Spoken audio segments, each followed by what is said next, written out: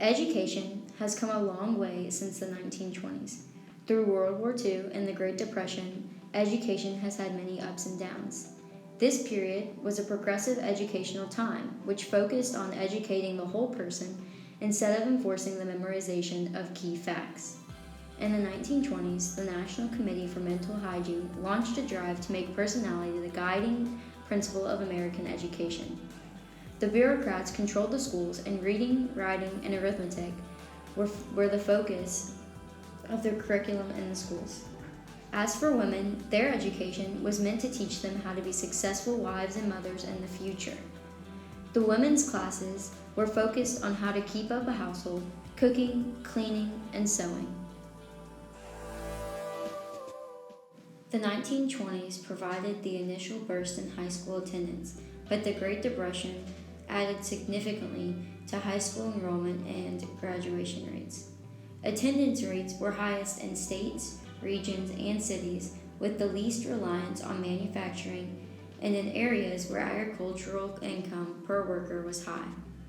Schooling was particularly low where certain industries that hired youths were dominant and where the foreign-born had entered in large numbers before the immigration restriction in the 1920s.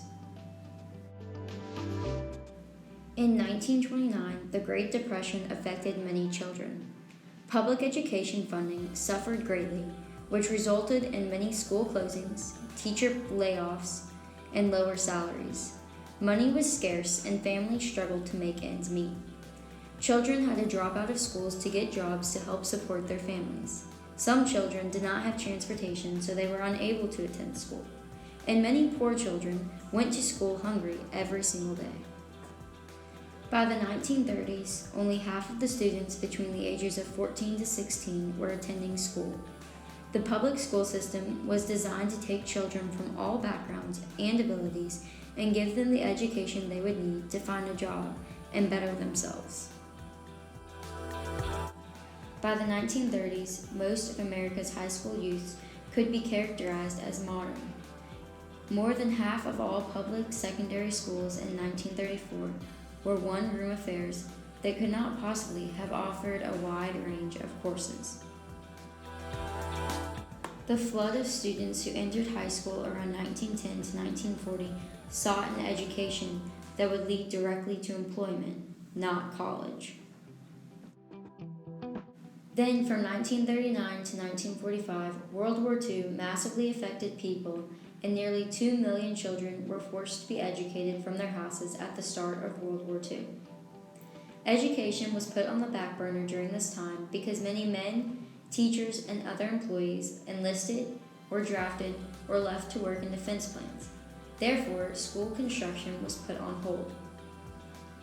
During this time, children had to endure rationing, gas mask lessons, living with strangers, and more.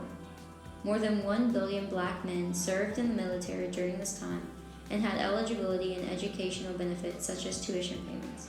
However, they returned to segregated systems of higher education with relatively limited opportunities at historically black institutions. Throughout the 1940s, teaching methods focused on group work, and the schools paid less attention to creative curriculum and more attention to strengthening authority. Nearly 3/4 of 14 to 17-year-olds were attending high schools, which was a positive rise in attendance. Students went to the next level or grade until they entered trade or commercial classes or until they dropped out of school to work and support themselves and their families. In 1948, the U.S. had more than 75,000 one-room schoolhouses. However, education was extremely difficult because of economic conditions and lack of opportunity. Human Relations continued to ask teachers to be more democratic when teaching their students as well. Eventually, the curriculum began to provide classes that would build a well-rounded student. The schools started identifying students as slow, average, or fast learners. This helped the classes to move at their own pace, ensuring students are learning the way they need to. The school systems thought this would be a better approach at identifying student needs. This made the teacher's role to be a person to guide students and not just someone who hands out multiple tasks. Finally, the curriculum began to divert from just basic reading, writing, and arithmetic to providing classes that would build a well-rounded student.